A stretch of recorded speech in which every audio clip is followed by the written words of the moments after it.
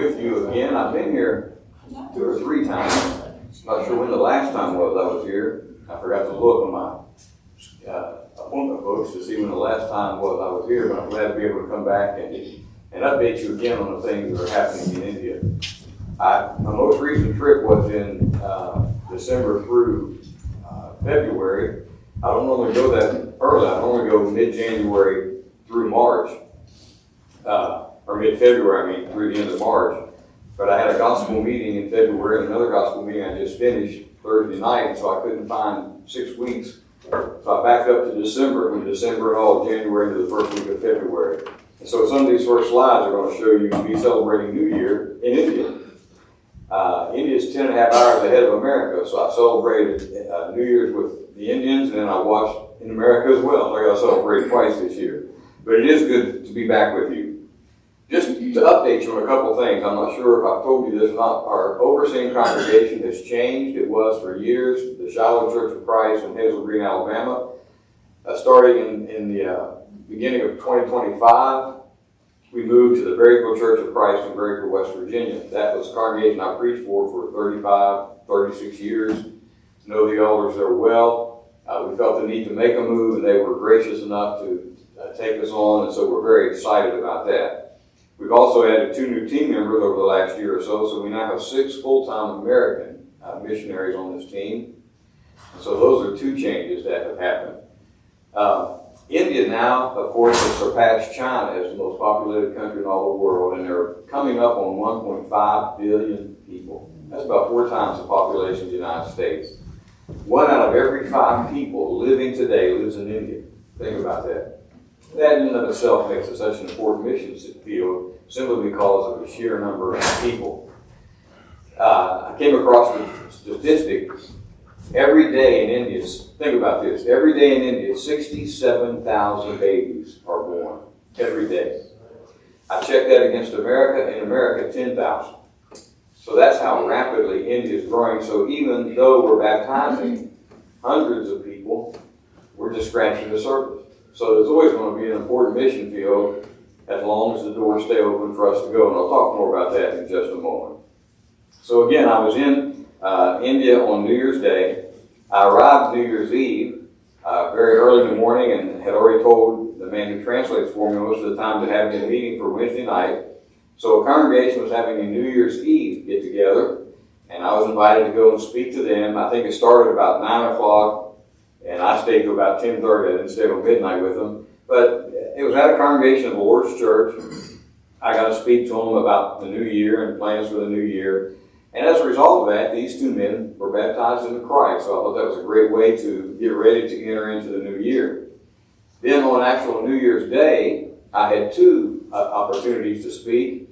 This one was in the middle of the day. Now remember, this is New Year's Day. It's a Thursday, not Wednesday or Sunday, and this is how many people turned out for this New Year's gathering to bring in the new year in worship and praise to God. What a great opportunity. This is a really fine congregation of the Lord's Church. When I got through speaking here, 8 people were baptized into Christ, and I actually got to witness several of these because they do have a baptistry behind the wall. We have to be very careful now as Americans where we're seen and what we are seen doing or what we are seen watching. The Indian government is not happy with Christians. I'll talk more about that in a moment, but we have to be very careful. But again, this was a baptistry in a compound, and so it was pretty private, but 8 people were baptized into Christ at this gathering. This is my translator in the plaid shirt, MJVJ Kumar. Then that night, congregation was having what they call a one-day wonderful feast. You can't see at the bottom of it. A one-day wonderful feast on the Word of God. And again, this was New Year's evening. So I got to go and speak to this congregation.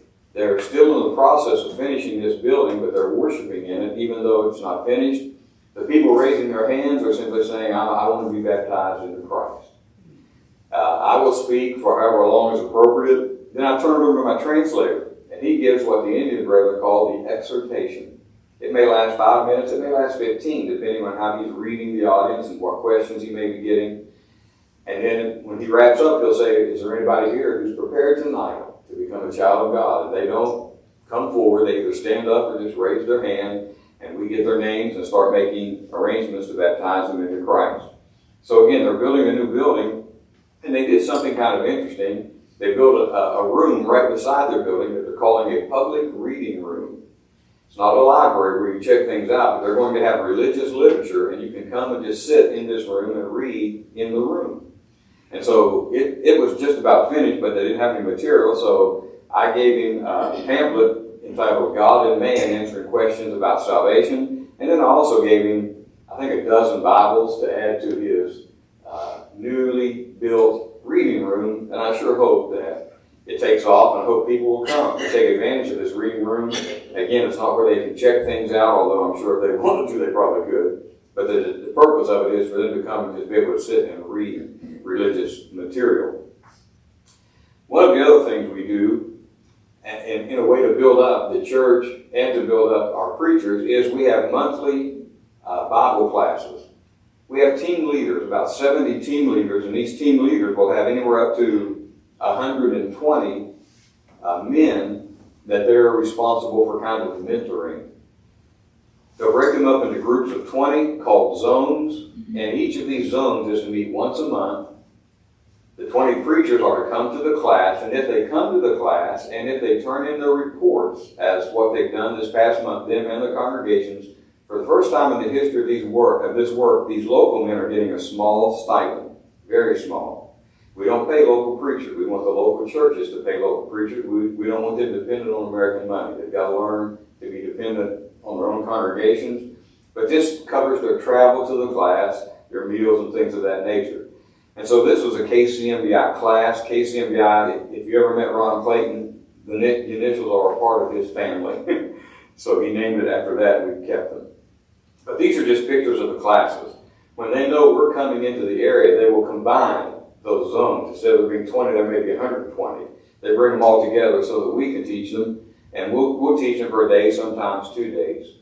Here's another one of the classes. I passed out this booklet, God and Man, Questions About Salvation, and their instructions were you study it yourself, and then once you've studied it, you study with someone. This little pamphlet. It's a great pamphlet on how to become a Christian. This was another KCMBI class. This was a pretty good size. He probably brought in all 6 zones. We had probably 120 or more people.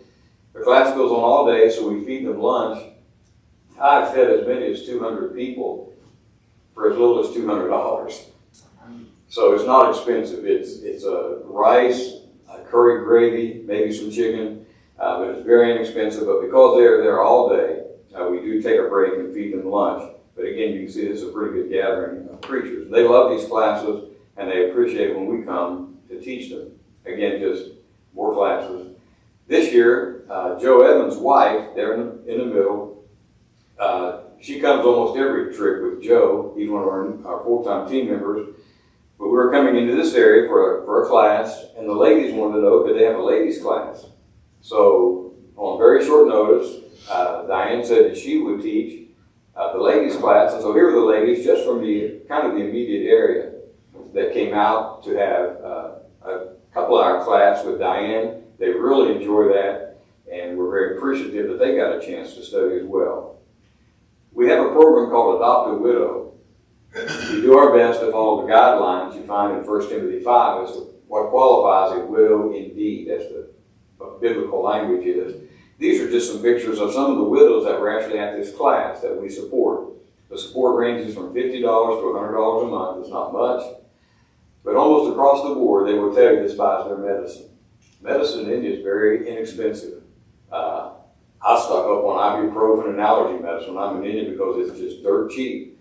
And years ago, my son's father-in-law had a heart problem, and I buy a year's worth of heart medicine for him in India for what it would cost him for 1 month in America.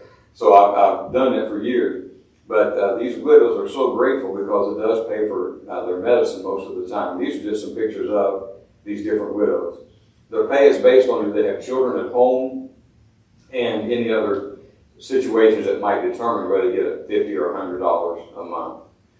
We had 2 new classes. This is in the city of Chennai. It used to be called Madras. They changed a lot of the names as they continued to try to get away from British control. Names that were given during the British reign of India, they changed. So this used to be Madras, they now call it Chennai. But this was a new class, so there weren't that many zones there, but had a great class here. And this was a new class in the city of Coimbatore. And a couple of funny things happened here in Coimbatore. Language is always a challenge in India, even with a translator. So I get here to this class, and he was supposed to have like 60 men. Well, only about 20 showed up for the class. And so I said, brother, where's the rest of your men? Well, brother, they work.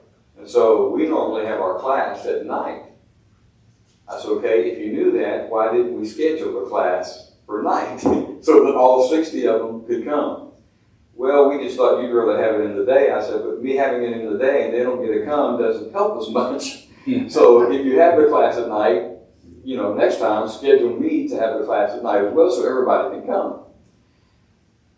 So he checks me into a hotel. I'm there about 3 hours, 4 hours, knock on my door, and it's a translator. And he said, brother, we need to make a move. I said, I got to go to another room? No, they want us out of the hotel. I said, seriously, why? Supposedly they don't want foreigners in the hotel.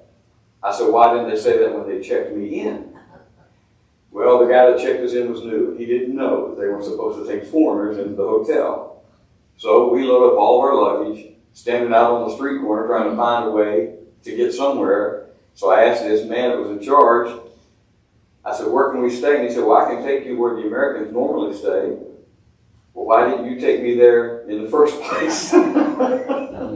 If you know there's a hotel here where the Americans normally stay, why did you not put me in that hotel in the first place? Well, I just didn't. Okay, well, take me to where the Americans normally stay. That would be good.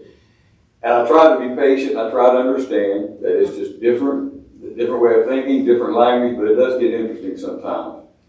We have a 5-month school that is designed for leadership. The men who come to this school are preachers or leaders in the church, and they study leadership as it's taught in the Bible to help them go back and prepare to appoint the elders and deacons in their congregations. And as a result of this school that's been going on for years, we've appointed elders in over 500 congregations, so it's been a real success. This is the man who was the original director of this school and directed it up until he died in 2023, Yesu Rotham, one of the finest preachers I've ever met, India or America. I've met very few men, Indian or American, that knew the Bible any better than Yesu knew it. When I first met him, everybody was telling me about how much Bible knowledge he had. And they said, just try him.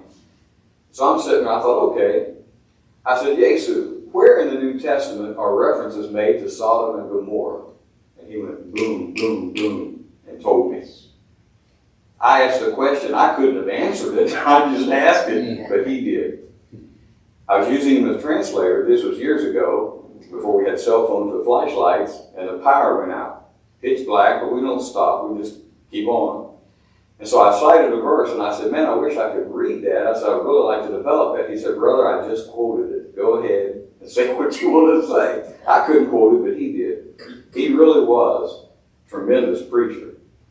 His family did this. This has nothing to do with Indian missions. He so loved this school, and his family so loved him, that they built this really beautiful little memorial, and he's buried there on the school property. But they built this memorial to their father, a wonderful tribute to a really good man. This is the actual school. We limited it to 20 students. Again, they're there for 5 months, and they're there to learn about leadership. I was really impressed with these two men. These are older men, as you can tell. The one on this side in the blue shirt is a retired police officer.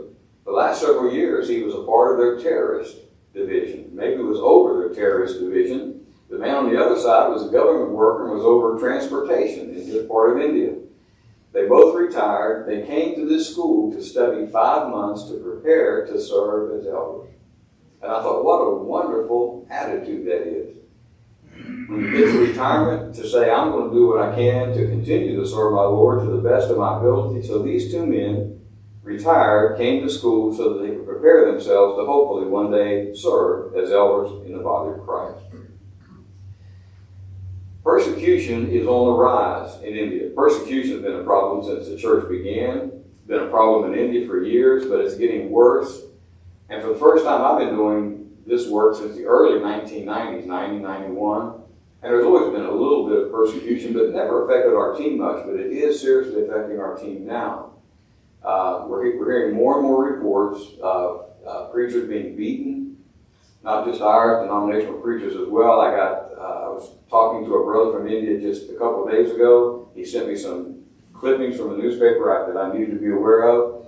A preacher got beaten, took it to court to sue the people that had beaten him, took it all the way to the Supreme Court in India, and the Supreme Court in India rendered the verdict: as a Christian, you have no rights to do this.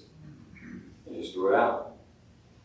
The Indian government is a radical Hindu government that does not want India to be anything other than Hindu. They don't want to be Christian, they don't want to be Muslim, they don't want to be Buddhist. And so they're starting to create a lot of problems for, quote, Christians.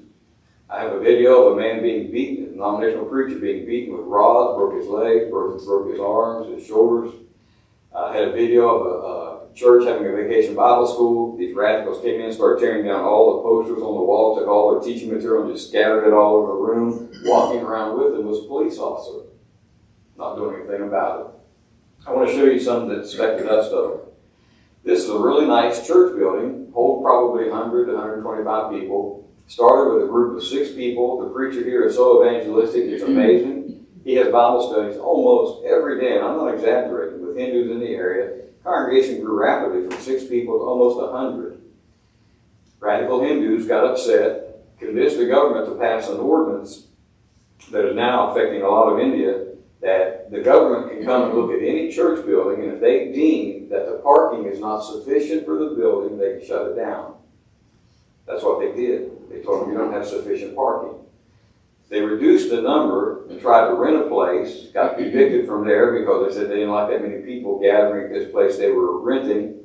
And so they built a temporary structure on another place. They bought the land. The preacher sold his car to help buy this land. They bought this land. If you see the blocks over on the side, I asked him, I said, are those for when you build a permanent structure? He said, no, we'd actually started the permanent structure. The government came by and said, you don't have the permits you need to build that, and made them tear it all down. So instead of building that permanent one, to immediately have a place of worship, they built this temporary structure. But I want you to notice, the building was full. These folks, despite what they're going through, are continuing to come out and worship God. They're not going to be deterred. Well, after a little while, in this temporary structure, they finally built this permanent structure. They got the permits they needed, got approval from the neighbors, did everything they needed to do to build this permanent structure. So here they are, celebrating the opening of their new church building, and with the congregation there, they had a nice celebration, dedicating the building. That's in the middle there is the preacher, Prasad, outstanding preacher. A few days after that dedication, here's what they found when they got there the next day. They had torn it completely down. The guy had a big front end loader, just destroyed it. Interestingly though, it was leaking oil. And so as he drove off, he just left a path right to where he lived. So they followed him. He said, somebody paid me to do it. He didn't know. He said, somebody paid me. The police got involved. It was a government official that paid him to tear that building down. They brought charges against the government official. I guess he did it on his own without approval from any other government.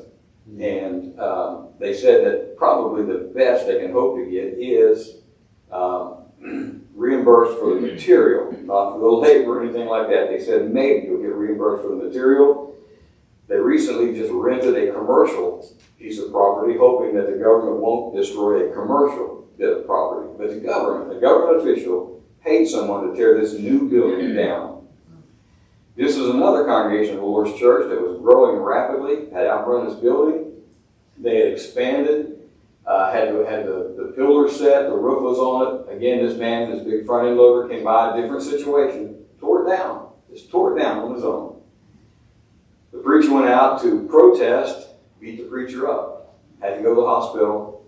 But months later, on that same exact spot, they built a new building.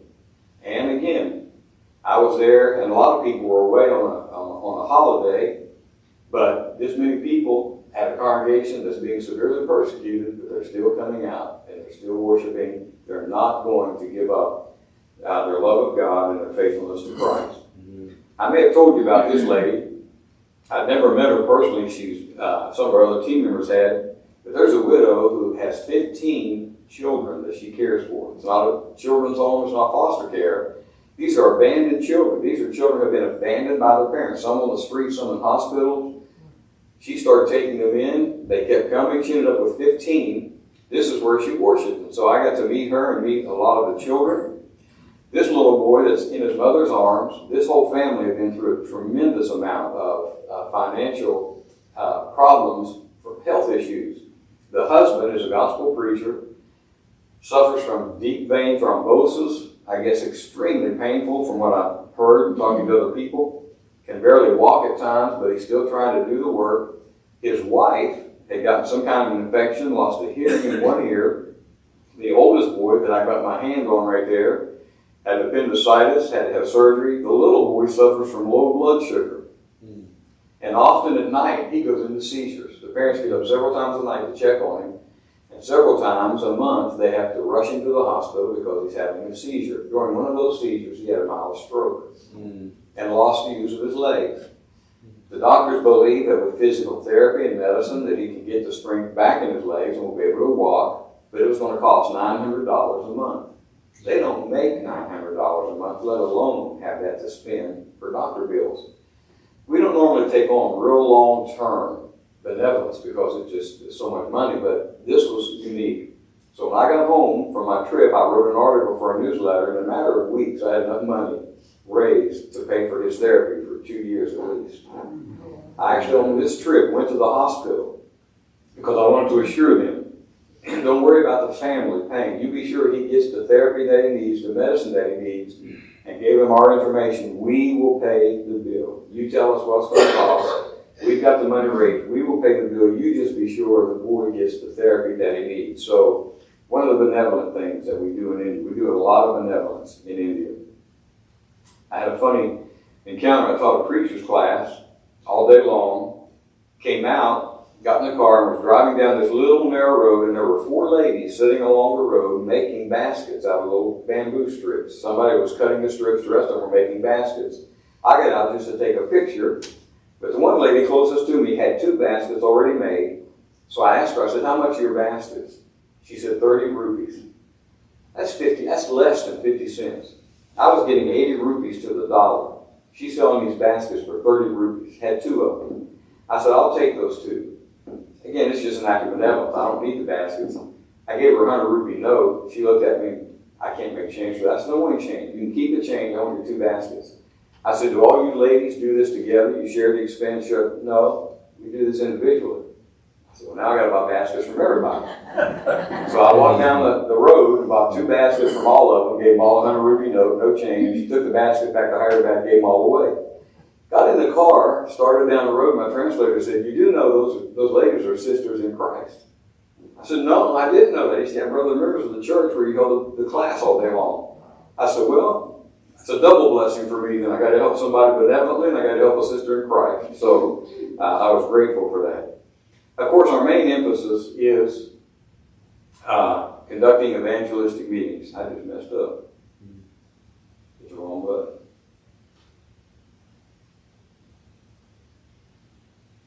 Do you have a picture of the baskets? You know, on another slide I do, but I'm not in this one. There we go. Hopefully this will work now. We do a lot of evangelistic type meetings. Typically my day is, I will travel to some area, teach preachers classes all during the day, and then at night go out and hold 1 or 2 evangelistic meetings. They call them gospel meetings.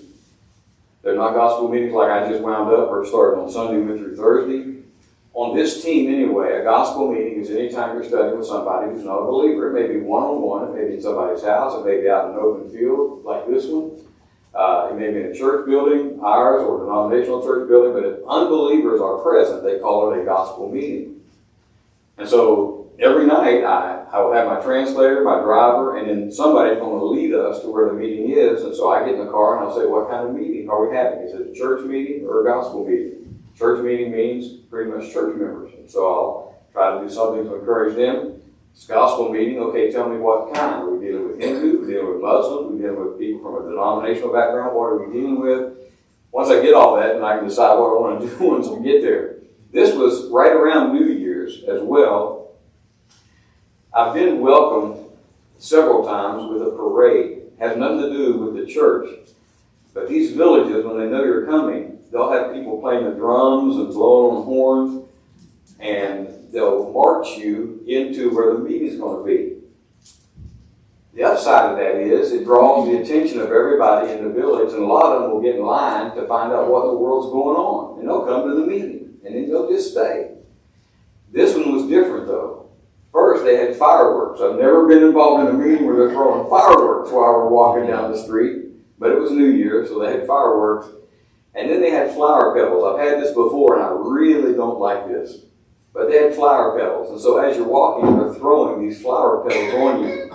Well, it's 95 degrees out, and I'm sweating like a racehorse, and they're throwing these flower petals on me, so I got these flower petals stuck all over me. They're down my shirt.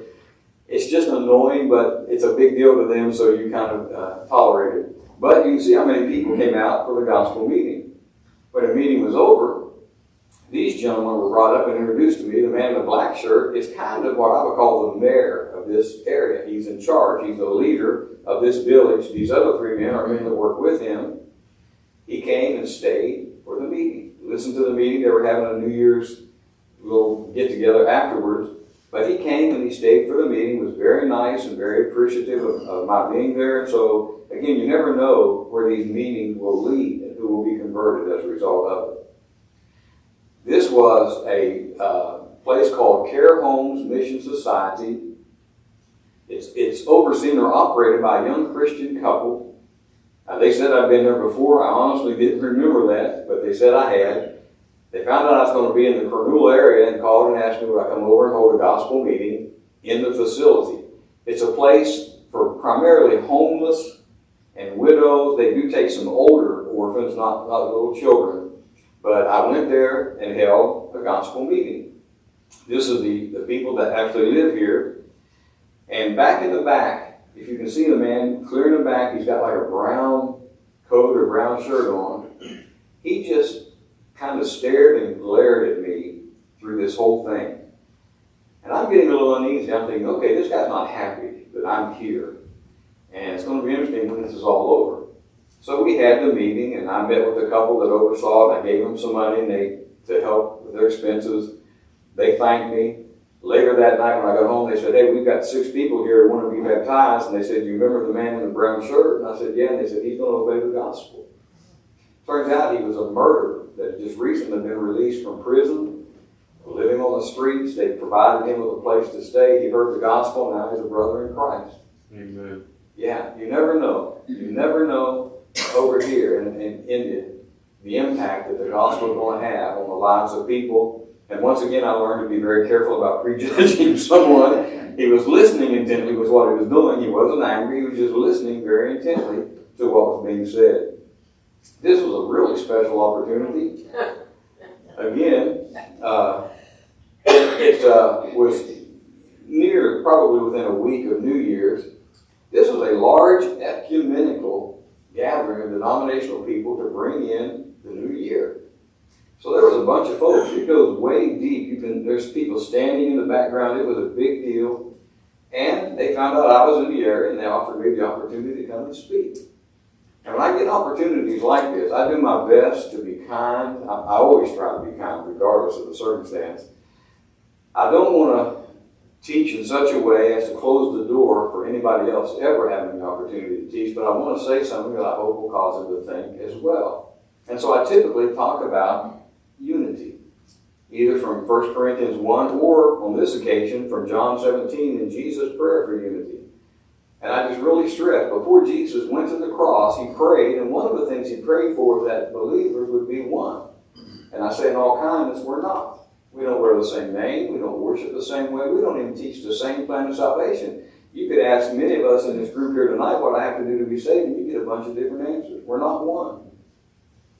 But Jesus prayed that we would be. And then I talk about the fact that the only way we can be one is by getting back to the Bible and doing Bible things in Bible ways and simply allowing the Bible to be our guide in all spiritual matters. And you'd be amazed at how well that is received. 15 people were baptized into Christ after this meeting. Amen.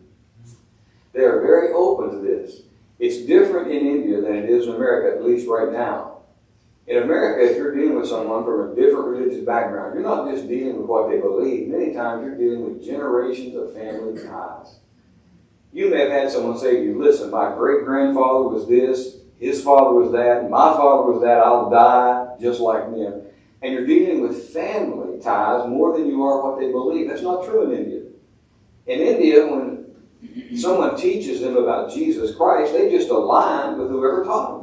They've never heard about this being Christians only, about New Testament Christianity, and they get excited about that, including religious leaders. The religious leaders get excited about it. And to show you how honest some of them can be, I spoke at a Pentecostal church one night from Acts chapter 8, the conversion of Simon the sorcerer. After talking about his conversion, I said, well, let me develop a little bit more here in this chapter. And I talked about how Simon learned that through the laying on of the apostles' hands, miraculous gifts were given. Remember, he tried to buy it with money. I said, well, what happens when the last apostle dies? Can't pass the gifts on anymore.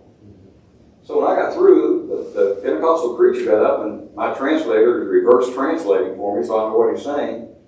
And he said, we've heard an important lesson here tonight, and we need to study this passage carefully, because he said it appears from what the Bible says we're claiming to have power that we don't have. That's honest. That's honest. And I can't tell you how many times after talking about Jesus' prayer in John 17 to have the religious leaders of that particular religious group get up and say, this is important. Jesus prayed for us to be one and we're not, and we need to work on this. We need to find that unity that Jesus prayed for. So they're very open to these kinds of messages. This is me actually speaking at this big gathering. Here's a meeting that was simply held in a church building. And again, you see the folks raising their hands, ready to be baptized into Christ. And these normally are not one-shot affairs to where I just go in because I'm such a great preacher, they just become Christian. That's not the deal at all. Most of the time, Indian brothers have been working with a lot of these people weeks or months before I get there. And then when I come, I'm kind of the icing on the cake. I kind of confirm what they've been teaching them all along. And so a lot of these are probably pretty close to obeying the gospel before I ever get there. This trip, I also, for the first time in over 30 years, got to go to a part of India called the Seven Sisters State. We've avoided this in recent years because there's been some really severe persecution going on up here. We had a school burnt down, one of our schools burnt down. A preacher who had a church meeting in his home, they burned down his home. We've had other church building burnt down. A lot of preachers have been beaten up in this area, but it's calmed down some. We actually brought two of these men to Hyderabad a year before because we knew there was some work up there and we wanted to go up and try to help expand it. And they assured us they could take us to areas where we'd be safe. So these are these seven sister states that are a part of the country of India. We spent the bulk of our time in Assam, Shillong, and Meghalaya. We were there not quite a week, traveling. There were three of us, and we were just kind of going back and forth between these three areas, meeting with brethren and talking about the work there.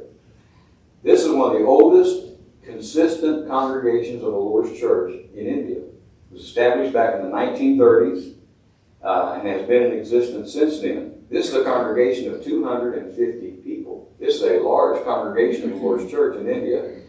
The building will only hold about probably 150, so they have two worship services, one at like 11 and one at 1 with two different groups, each over 100 in attendance, but an outstanding congregation of the Lord's Church. And to show you how outstanding, when we got there, we were greeted by these folks. The man over here in the corner is named Zimmick, almost looks Oriental, but Zimmick is the one who arranged this whole schedule of these seven sister states for us. Zimmick knows these areas very well, and Zimmick, by the way, has an agricultural degree and lectures all over the place about agricultural issues, and he can go in and out of China, no problem. So that means he's not only taking agricultural things into China, he's also taking the gospel of Christ into China as well. It's hard to get into China. He has an open door to China. But these brethren met us. They had elders, only had two. One elder died, so they don't have elders now. So they brought some of the leading men of the congregation to greet us. We then went into the church building, and they said, before we let you speak, and before we do anything else with you, we have some questions that we want you to answer. And so they started asking us, what do you believe about worship? What do you believe about the church? What do you believe about salvation? What do you believe about the women's role in the church? Come to find out, they'd had preachers from America on the extreme left and on the extreme right, and both of them had caused problems in the church, and they weren't going to have that anymore. And so they want to know, where do you stand? So we had to just answer questions for a while before the program went any further. They were happy with our answers, and so allowed us to continue to work with them, and are going to work with us in the future. This was Sunday morning. That's Jay Justice, one of our new members, sitting there. I was actually speaking, but the congregation here is gathered for Sunday morning worship, and I had the privilege of speaking to them. The language there is Kasi. The interesting thing about the Kasi language is that the letters are in English script. And so we could actually sing Kasi songs once we learned the tune, because we could read the words because they were English letters. But they also had, for many of the songs, English right beside them. So you can see Have Thine Own Way, Lord, in Kasi and in English. I don't know if you can... Tell me, name the song.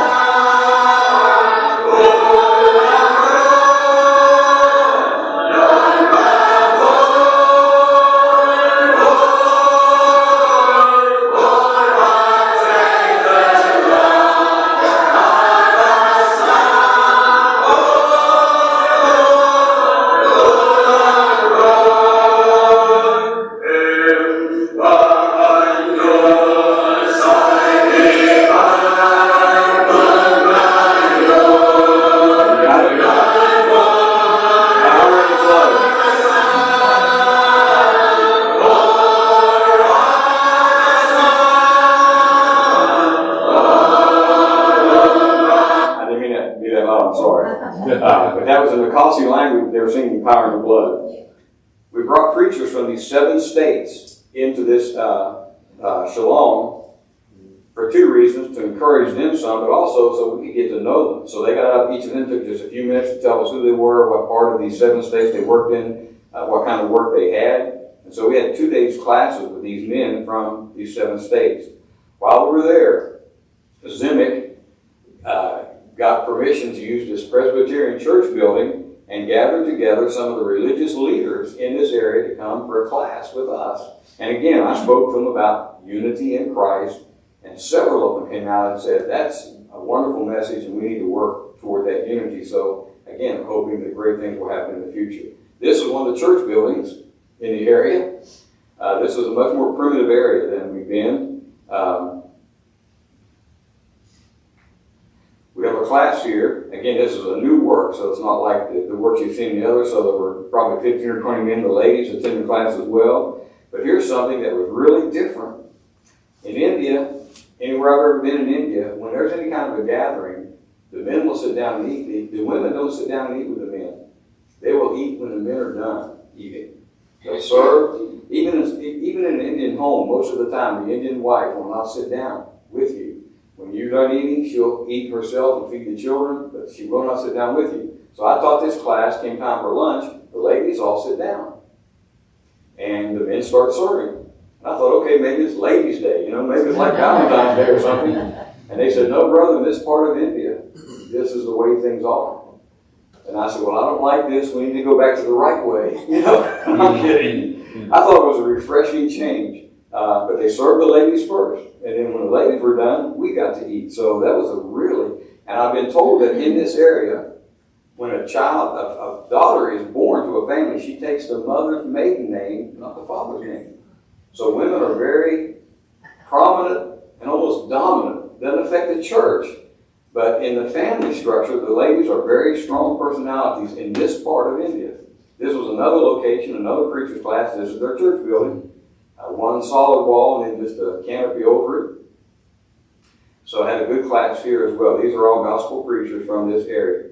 Real quickly, just some interesting sights. That's a dish called over there, that's called butter chicken, one of my favorite Indian dishes. It was actually very good here, also very spicy.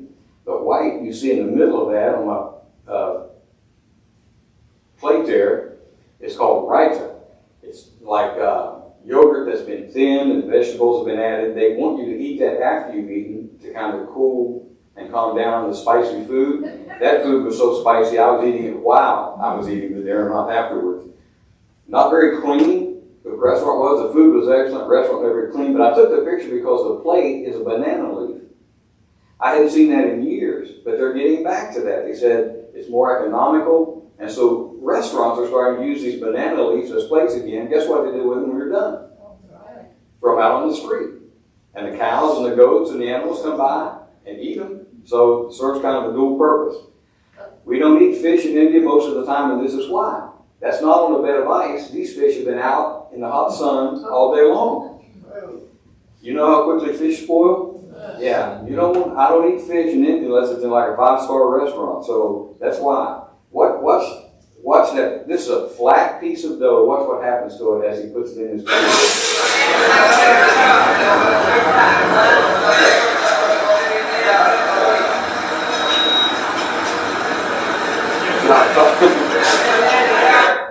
It's called puri.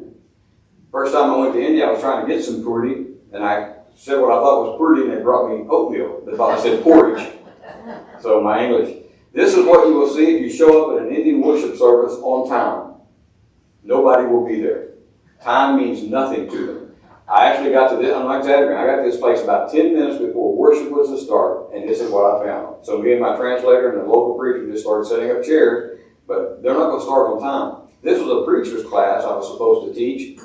I was 10 minutes late getting there, and I was really worried that everybody was going to be waiting on me. I get there, it's not even unlocked yet, let alone ready for their class. So this is what you find in India. India has its problems as well. These are men. These are not women. These are men. It's part of a religious group. They beg money all day long. They can be very aggressive. These were very nice and just wanted to greet us. But here's what it's all about, folks. People being baptized into Christ, obeying the gospel of Christ. This is probably not a baptistry as much as it is a water tank for animals. But there is a church there, so it may have been a baptistry, but that's my translator again, MJ Kumar. I did not go there because it was very public and they don't want me to be seen there. This was in a pond. This is in a stream. But this is what it's all about. The gospel is still being received in great numbers in India. The work is still going very well. Our main concern as Americans is not so much for our physical safety as it is for the fact that in 2025, 3 American missionaries, not a part of our team, but 3 American missionaries got all the way to India, started going through immigration. They pulled them out of line and told them the next flight out of here back to America, we want you on it. We're not letting you into the country. Didn't cancel their visas, just wouldn't let them in. 3 different American missionaries. We've been stopped several times coming out. We went on tourist visas. I've been stopped twice coming out. And they'll say, you're on a tourist visa. Yeah. Show me some pictures. I take touristy pictures. And I'll take my phone out and say, okay, here's where I've been. Show them the touristy pictures. But they know. One of our team members came out and they said, you're here on a tourist visa? He said, yeah. And they said, hang on. They kicked up a computer and they said, well, since you've been here, you've been here, here, here, and named every place he's been. Every hotel we check into in India, they take our passport, take a photo, make a copy of it, and I'm sure they get sent to government agencies. So they know where we're at. To some degree, they know what we're doing. But so far, they've not forbidden us to get into the country. If they do, we're planning already to go up into Nepal, Sri Lanka, countries that border India, and work there until it can be arranged to get back into India. But that's our main concern, not so much for our physical safety as it is for just being able to get in and out of the country. Okay, I'm going a little over, but I'll stop now and get ready for our worship service. I'll be around after class. I'll be around after